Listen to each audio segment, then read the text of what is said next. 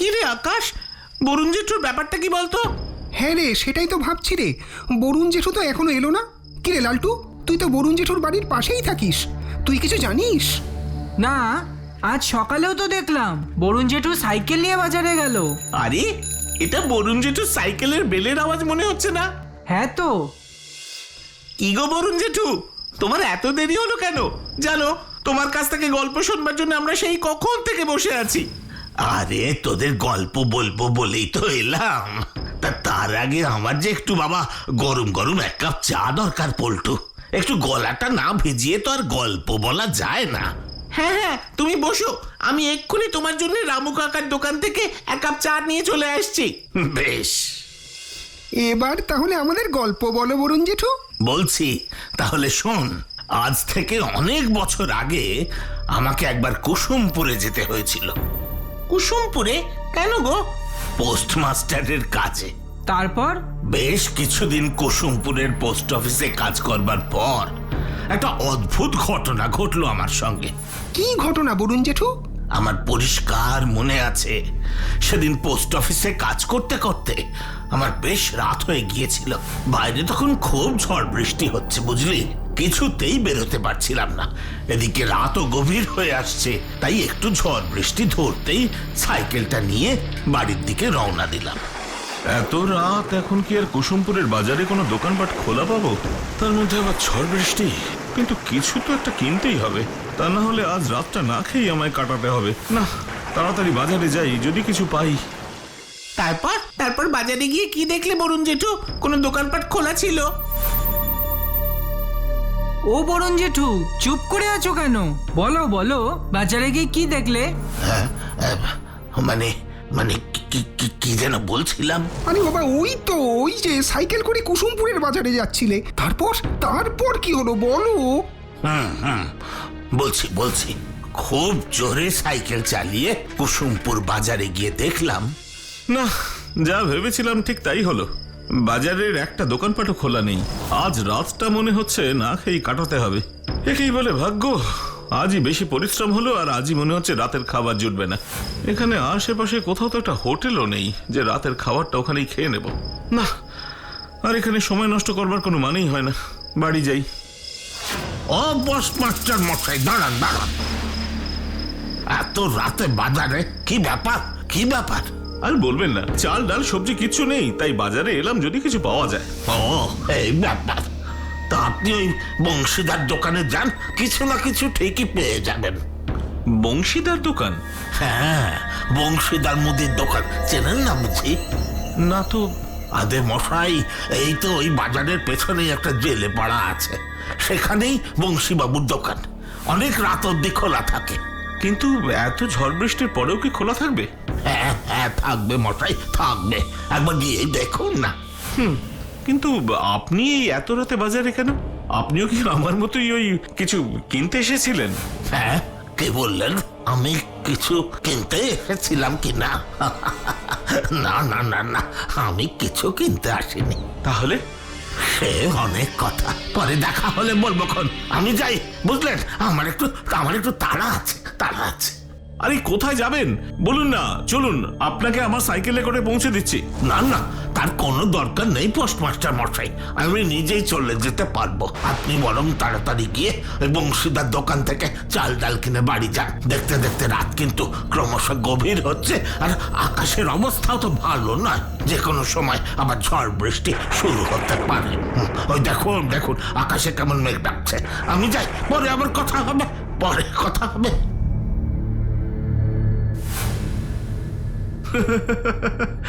ভারী অদ্ভুত লোক তো।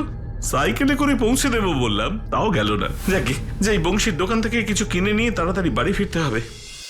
সত্যি বয়স্ক লোকটা তোমার সাথে সাইকেলে করে গেল না বরুণ জেঠু? এ কি? না রে আকাশ, সত্যি গেল না।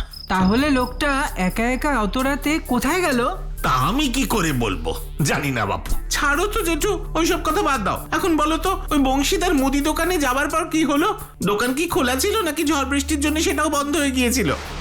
বলছি সব তোদের বলছি, কিন্তু একটা কথা মনে রাখিস তোরা, সবকিছু যত সহজ ভাবছিস আসলে তা মোটেও সহজ ছিল না, সোজা ছিল না, মোটেও না। তা যাক, সত্যি জেলে পাড়ায় গিয়ে দেখলাম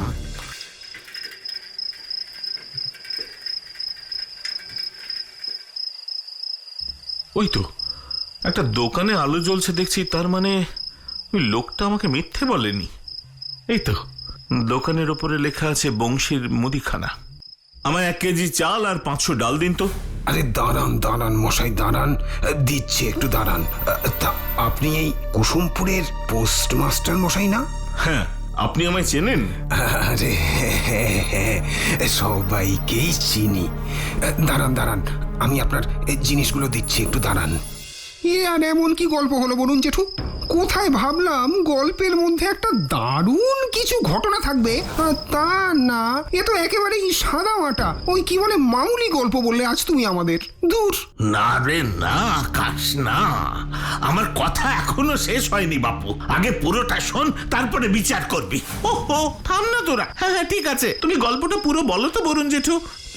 বংশীর দোকান থেকে চাল ডাল কিনে বাড়ি ফিরলাম। তারপর সেদিন রাতের মতন চাল আর ডাল দিয়ে খিচুড়ি করে রাতের খাবারটা কোনো ক্রমে সারলাম। তারপর পরের দিন সকালে পোস্ট অফিসে গিয়ে কথায় কথায় আমাদের এক পিয়ন রামদুলালকে ওই আগের দিনের রাতে সব কথা বললাম। কিন্তু আমার সব কথা শুনে রামদুলাল আমাকে যে বলল তা আমি কিছুতেই বিশ্বাসই করতে পারছিলাম না, কিছুতেই না। কি এমন কথা রামদুলাল বাবু তোমাকে বলেছিলেন বরুণ জেঠু? তাহলে শোন, আমার সব কথা শুনবার পর ওই রামদুলাল বলল, কি বলছেন কি পোস্টমাস্টার মশাই, আপনি কাল রাতে জেলেপাড়ার বংশীদার দোকান থেকে চাল ডাল কিনে খিচুড়ি করে খেয়েছেন? হে ভগবান, এ আপনি কি বলছেন? আমার তো শুনেই বুকের ভেতরটা কেমন ধুকপুক ধুকপুক করছে মশাই। আরে এতে ভয় পাওয়ার মতো কি হয়েছে রামদুলাল? আরে আছে আছে, অনেক কিছুই আছে পোস্টমাস্টার মশাই, অনেক কিছু আছে। কিন্তু শুধু এটুকু বলতে পারি যে আপনার ভাগ্য খুব ভালো যে আপনি বংশীদার দোকান থেকে বেঁচে ফিরেছেন। এসব তুমি কি বলছো রামদুলাল? আমি তো কিচ্ছু বুঝতেই পারছি না। বংশীর দোকান থেকে চাল ডাল কেনার সঙ্গে বাঁচা মরার কি সম্পর্ক? আরে বলো বলো বলো আমাকে। যে দোকানটাই নেই সেই দোকান থেকে আপনি চাল ডাল কিনে এনেছেন। ব্যাপারটা কি ভয়ানক নয় পোস্টমাস্টার মশাই? বলুন তো একবার। কি সব বাজে বাজে বলছো? বংশীর দোকান নেই? কি হলো? কাল রাতেই তো আমি ওর দোকান থেকে চাল ডাল কিনলাম। এক রাতের মধ্যে কি হলো? এক রাতের মধ্যে কিছু হয়নি পোস্টমাস্টার মশাই। আসল কথা হলো আজ কয়েক মাস হয়ে গেল বংশীর দোকান বলে জেলে পাড়ায় আর কিছুই নেই। আর শুধু দোকান নয়, বংশীদাও আর নেই। কোথায় গেছে? যেখানে গেলে আর কেউ ফেরে না পোস্টমাস্টার মশাই, কেউই ফেরে না। হেয়ালি করো না তো রামদুলাল, একদম হেয়ালি করবে না। আমি কোনো হেয়ালি করছি না পোস্টমাস্টার মশাই। আমার কথা বিশ্বাস না হলে দিন থাকতে থাকতে আপনি নিজের চোখেই সমস্ত দেখে আসুন। সে তো আমি যাবই। এ কি, কাল রাতেই তো দোকানটা ভালো ছিল, আজ পড়ে গেল কি করে? এভাবে কি দেখছেন বাবু? এই দোকানটা কখন পড়ে গেল? সে তো অনেক দিন হলো বংশীদার দোকানটা পুড়ে ছাই হয়ে গেছে। আর বংশীদা, উনি কোথায়? বংশীদাও তো আর বেঁচে নেই। সেদিনের আগুনে দোকানের সাথে সাথে উনিও একদম পুড়ে ছাই হয়ে গেছে। কি সব বলছেন আপনি? আমি যা বলতেছি একদম সত্যি কথা বলতেছি। আমার কথা বিশ্বাস না হলে আপনি এখানকার অন্য কোনো জেলেদেরকেও জিজ্ঞেস করে দেখতে পারেন। ও মাই গড! আমি পরে সত্যি এই ঘটনা নিয়ে অনেককে জিজ্ঞাসা করেছিলাম, আর সবাই ওই একই কথা বলে। আচ্ছা বরুণ জেঠু, একটা প্রশ্ন করব? হ্যাঁ কর। আর ওই বয়স্ক লোকটার কি হলো যে তোমাকে বংশীদার দোকানের কথাটা বলেছিল? ওনার সাথে আমার আর কোনোদিনই দেখা হয়নি, আর হবেই বা কি করে। আমি পরে অনেক খবরাখবর নিয়ে দেখলাম দোকানের আগুনে শুধু বংশীবাবু একাই মারা যাননি, সঙ্গে মারা গিয়েছিলেন ওনার দোকানের কর্মচারী গোপাল বাবু। হ্যাঁ, উনি গোপাল বাবুই ছিলেন। কারণ আমি খোঁজ নিয়ে দেখেছি কুসুমপুর বাজারে নাকি মাঝে মধ্যেই রাতের বেলা গোপাল বাবুকে দেখতে পাওয়া যায়, কিন্তু উনি গোপাল বাবু নন, উনি আসলে গোপাল বাবুর অতৃপ্ত আত্মা। আর এই সব ঘটনা জানবার পর আমার শরীর খুব খারাপ হয়ে গেল। কুসুমপুর থেকে বদলে নিয়ে আমি একেবারে অন্য জায়গায় চলে গেলাম। কোথায় গেলেন বরুণ জেঠু? নারায়ণপুর। আর সেখানেও আমার সঙ্গে ঘটেছিল এক অদ্ভুত ভয়ানক ঘটনা, কিন্তু সে গল্প আজকে নয় রে বাপু, আজকে নয়, ও পরে বলবো।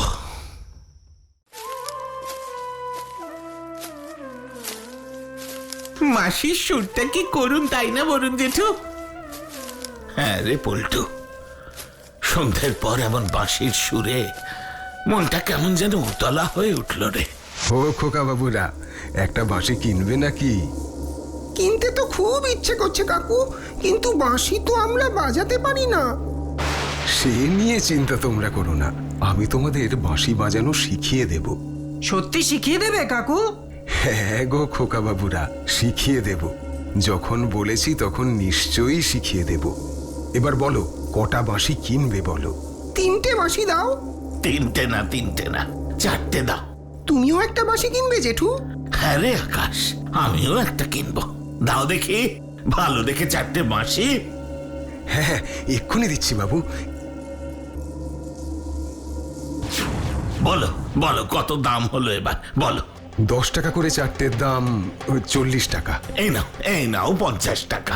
ওই 10 টাকার ফেরত দিতে হবে না বাপু তোমায়। না বাবু, আমি 1 টাকাও বেশি নিতে পারবো না, আমার গুরুর নিষেধ আছে। কে তোমার গুরু? আমার গুরু শ্রদ্ধেয় শ্রী পঞ্চানন চাকি। পঞ্চানন চাকি? মানে মিরপুরের বিখ্যাত বাঁশি বাদক পঞ্চানন চাকি? হ্যাঁ বাবু, আমি ওনারই শিষ্য। কিন্তু উনি তো শুনেছি বছর 20 আগে মারা গেছেন। না বাবু, আমার গুরু শ্রদ্ধেয় শ্রী পঞ্চানন মশাই এখনো বেঁচে আছেন, আর আমি এখনো ওনার কাছেই বাঁশি বাজানো শিখছি।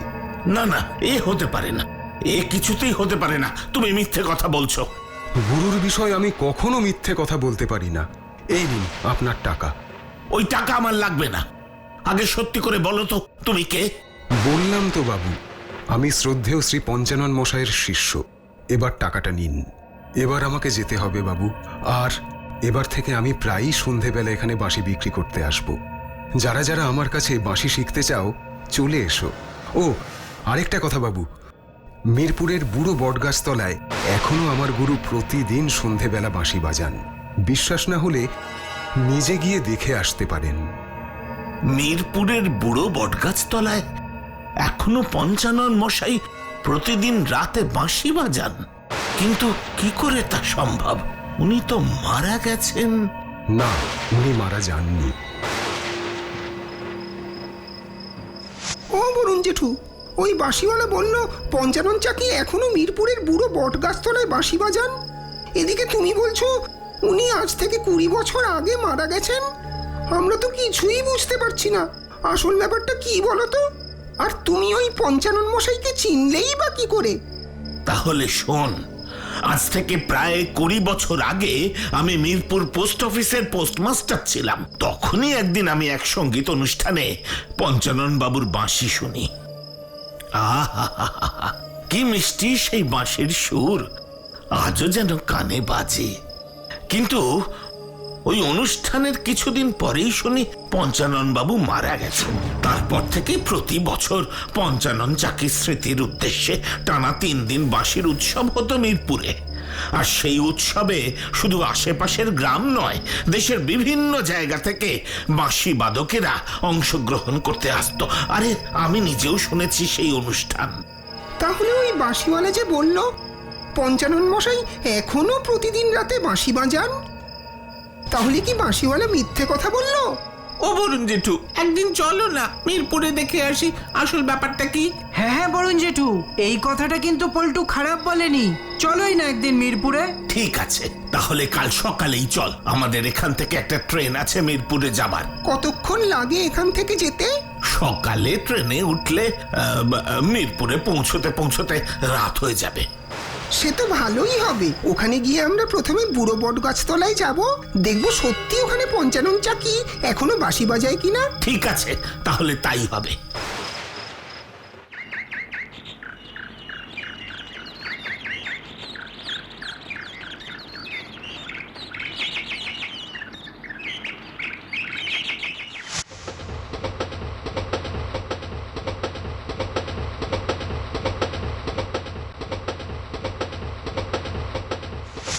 এ কি গো বরুণ জেঠু, স্টেশনে তো একটাও লোক নেই গো, আমরা কজন ছাড়া।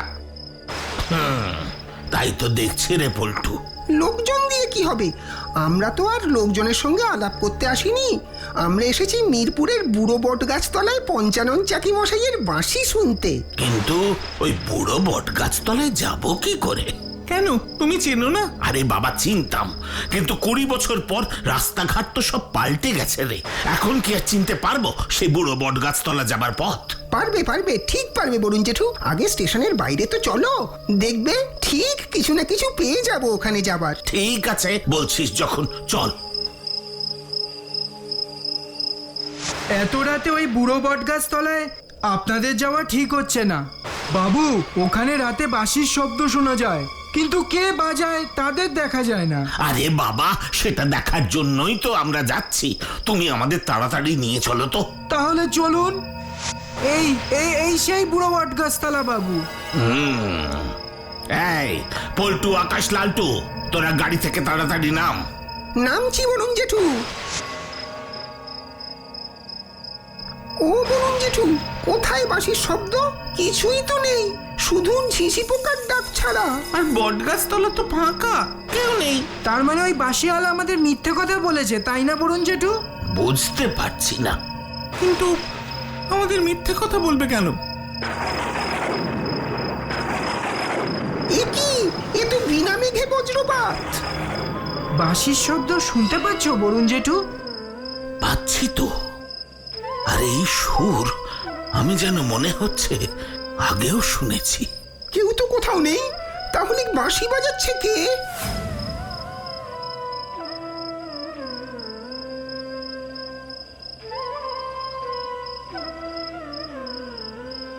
এ কি, ও বরুণ জেঠু, ওই দেখো বটগাছের তলায় কারা যেন বাঁশি বাজাচ্ছে। ওই তো ওই বয়স্ক লোকটাই হলো পঞ্চানন চাকি। ওনাকেই তো আমি অনুষ্ঠানে বাঁশি বাজাতে দেখেছিলাম। হ্যাঁ হ্যাঁ, আর এটা তো সেই সুর যেটা উনি সেদিনও অনুষ্ঠানে বাজিয়েছিলেন। আর পাশের ওই লোকটাই তো সেই বাঁশিওয়ালা। হ্যাঁ, তুই একদম ঠিক বলেছিস আকাশ। ওর কাছ থেকেই তো আমরা বাঁশি কিনেছিলাম। তার মানে তুই বাঁশিওয়ালা সব কথাই সত্যি বরুণ জেঠু। পঞ্চানন মশাই এখনো বাঁশি বাজান, আর ওই বাঁশিওয়ালা পঞ্চানন মশাইয়ের কাছে এখনো বাঁশি শেখে। সবই তো বুঝলাম, কিন্তু আমি যে শুনেছিলাম পঞ্চানন মশাই মারা গেছেন, তাহলে সেটা কি মিথ্যে ছিল?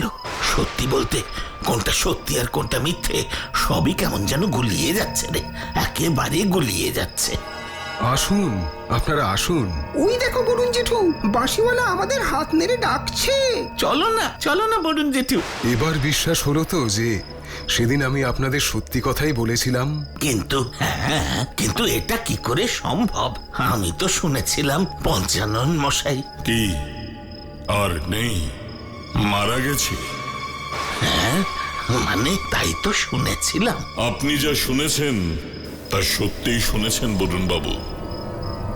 এ কি, আপনি আমার নাম জানলেন কি করে? এ কি, পঞ্চানন বাবু, পঞ্চানন বাবু, আপনি কোথায়? পঞ্চানন বাবু, পঞ্চানন বাবু! ওই দেখো বরুণ জেঠু, ওই দেখো পঞ্চানন মশাই আর ওই বাঁশিওয়ালা বাঁশি বাজাতে বাজাতে রাস্তা দিয়ে চলে যাচ্ছে। পঞ্চানন বাবু, কোথায় যাচ্ছেন? ও পঞ্চানন বাবু, আমি তো এখনো আমার প্রশ্নের উত্তর পেলাম না।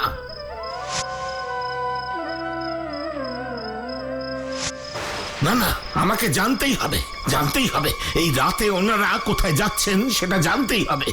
এই আকাশ, তোরা আয় আমার সঙ্গে। ঠিক আছে, চলো বরুণ জেঠু, কারণ এই রহস্য আমাদের ভেদ করতেই হবে।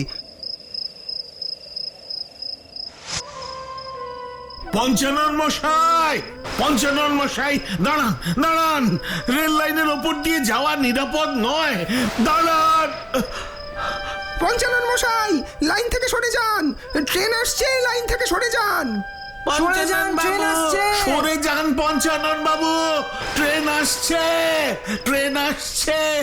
পঞ্চানন বাবু সরে যান, ট্রেন আসছে।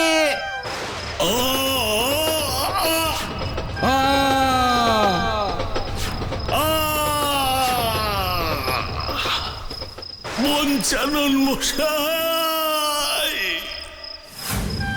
আচ্ছা বরুণ জেঠু, কাল রাতে আমরা যা যা দেখলাম সব কি সত্যি নাকি আমাদের মনের ভুল? জানি না, কিচ্ছু জানি না।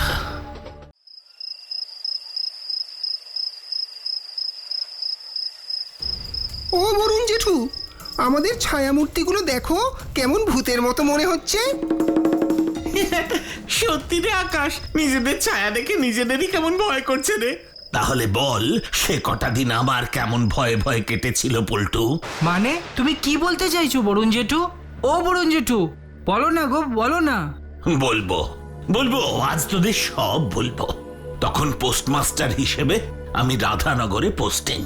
সেখানেই একটা ছোট্ট বাড়ি ভাড়া নিয়েছি। দুটো ঘর, একটা বারান্দা, সামনে একটা ছোট বাগানও ছিল। ছোটর মধ্যে বেশ সুন্দর। আর বাড়ির পিছন দিকে ছিল একটা ছোট ডোবা।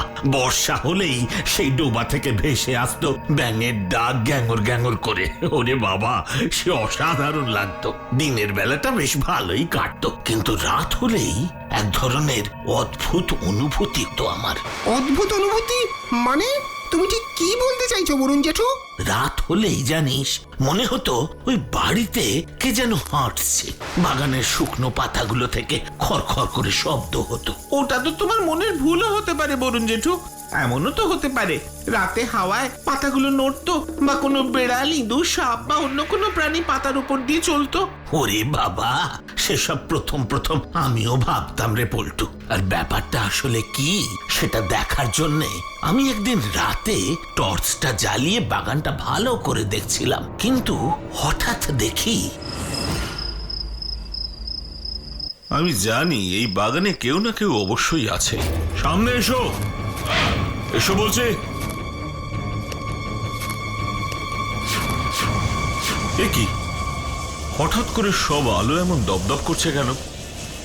আমি তো কালকেই টর্চে নতুন ব্যাটারি লাগালাম, তাহলে আমার টর্চের আলোটা এমন করছে কেন? না না, টর্চটার তো এমন হওয়ার কথা নয়। এ কি, টর্চটা নিভে গেল কেন? হ্যাঁ, ঘরের আলোটাও দপদপ করতে করতে নিভে গেল। এসব কি হচ্ছে আমি তো কিচ্ছু বুঝতেই পারছি না। সব কিছু বোঝার চেষ্টা করবেন না পোস্টমাস্টার মশাই, কারণ সব কিছু বোঝা যায় না।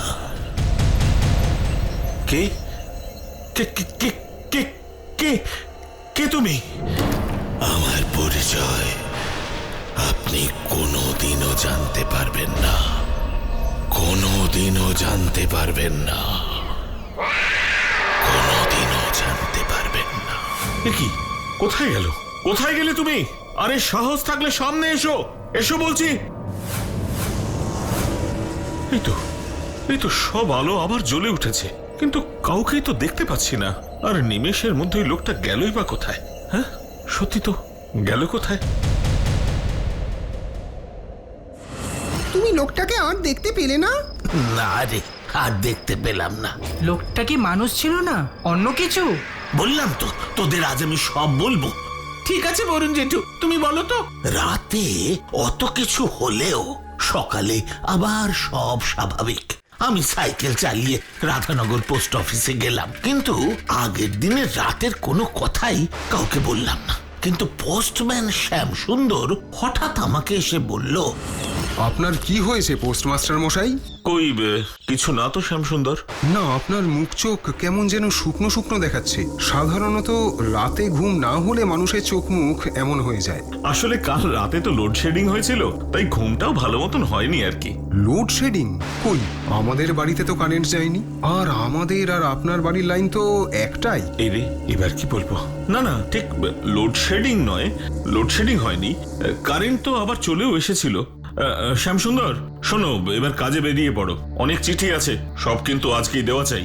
সে আমি দিয়ে দেবো পোস্টমাস্টার মশাই, কিন্তু মনে হচ্ছে আপনি আমার কাছে কিছু লুকোচ্ছেন। আরে না না শ্যামসুন্দর, লুকোবো কেন? আর লুকোনোর কি বা আছে বলো তো? তুমি এইসব চিন্তা করো না, যাও যাও, নিজের কাজটা ভালো করে করো। ঠিক আছে পোস্টমাস্টার মশাই, আমি যাচ্ছি। তুমি শ্যাম সুন্দর বাবুকে সব কথা খুলে বললে না কেন বরুণ জেঠু? ওর যা স্বভাব, আমি জানতাম ওকে একবার বললে সে কথা সারা রাধানগরে রটে যাবে। মানুষের মনে অকারণে একটা আতঙ্কের সৃষ্টি হবে। আর সেটা আমি চাইনি। আরো একটা ব্যাপার হলো, আমি চেয়েছিলাম এই ঘটনার পিছনের আসল সত্যিটা আমি নিজেই খুঁজে বের করব, তাই কাউকে আর কিচ্ছু বলিনি। আসল সত্যিটা তুমি জানতে পেরেছিলে বরুণ জেঠু? হয়তো কিছুটা পেরেছিলাম। কিছুটা মানে? ঘটনাটা পুরো শোন, তাহলেই বুঝতে পারবি আমি এই কথা কেন বলছি। বলো। সেদিন রাতে খেয়ে শুতে শুতে বেশ দেরি হয়েছিল।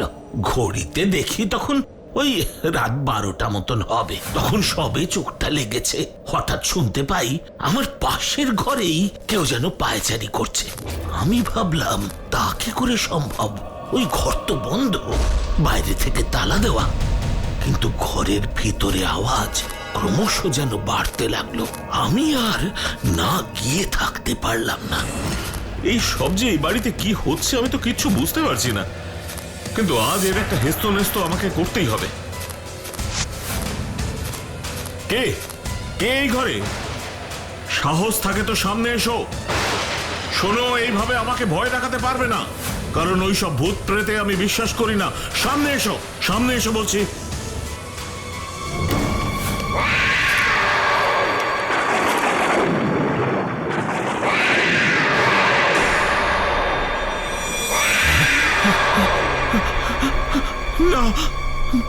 না না না না না না না, হতে পারে না, হতে পারে না, না না। তার মানে তো কোনো সন্দেহই থাকলো না যে এটা আসলে ভূতের কাজ, তাই না বরুণ জেঠু? আমিও তাই ভাবছিলাম। আর ওই বাড়ির মালিকের ওপর আমার রাগ ক্রমশ বাড়তে লাগলো। পরের দিন সকালেই আমি গেলাম বাড়িওয়ালার কাছে। শুনুন মশাই, আপনার ওই বাড়িতে ভূত আছে, আপনি আমাকে আগে বলেননি কেন? ভূত? আরে কি বলছেন পোস্টমাস্টার মশাই? আরে না না, ওই বাড়িতে কোনো ভূত ভূত নেই। আর আপনি একজন শিক্ষিত মানুষ হয়ে এসব ভূতে বিশ্বাস করেন? আমি তো ভাবতেই পারছি না।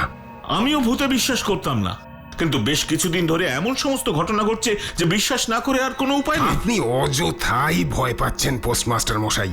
আমার তো মনে হচ্ছে এসব কোনো ওই দুষ্টু লোকের কাজ। আমি দেখছি যাতে এইসব বন্ধ করা যায়। হ্যাঁ হ্যাঁ, তাই দেখুন, তা না হলে কিন্তু আমার পক্ষে আর ওই বাড়িতে থাকা সম্ভব হবে না। তারপর ওখান থেকে আমি সোজা পোস্ট অফিসে গেলাম। টিফিনের সময় শ্যামসুন্দর আমার কাছে এসে বলল, টিফিন খাবেন না পোস্টমাস্টার মশাই?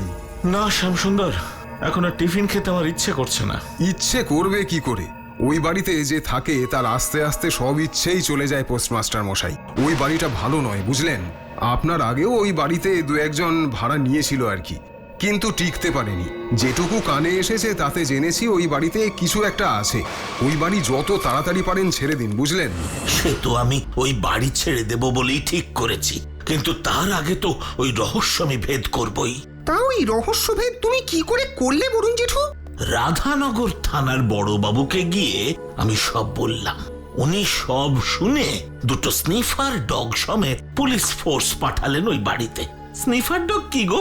স্নিফার ডগ হলো বিশেষ ট্রেনিং প্রাপ্ত কুকুর। ওদের ঘ্রাণ শক্তি হয় প্রখর।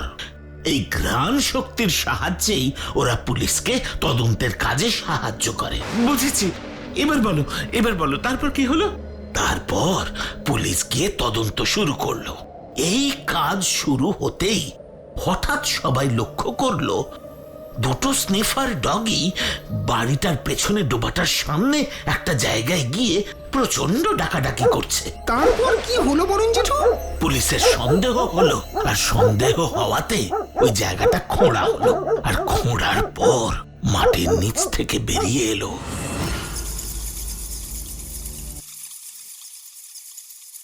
ও মাই গড, এ তো একটা মৃতদেহ। দেখে তো মনে হচ্ছে কেউ খুন করে এটাকে মাটিতে পুঁতে দিয়ে গেছে। তারপর শুরু হলো আসল তদন্ত। কিন্তু আজ পর্যন্ত আসল অপরাধী সাজা পেয়েছে কিনা সেটা আমি জানি না। তবে একদিন রাতে, তখন আমি রাধানগরের অন্য একটা বাড়িতে ভাড়া থাকি, হঠাৎ রাতের বেলা দেখি সেই চাদর পরা ছায়া মূর্তি আমার জানলার সামনে। আমি চিৎকার করে বললাম, কে কে আপনি? কিন্তু ছায়া মূর্তি কোনো উত্তর দিল না। আস্তে আস্তে চলে গেল। তারপর ধীরে ধীরে হারিয়ে গেল রাতের ঘন অন্ধকারে। তারপর আর কোনোদিন ওই ছায়ামূর্তি তুমি দেখোনি বরুণ জেঠু? না রে আকাশ, আর কখনো দেখিনি।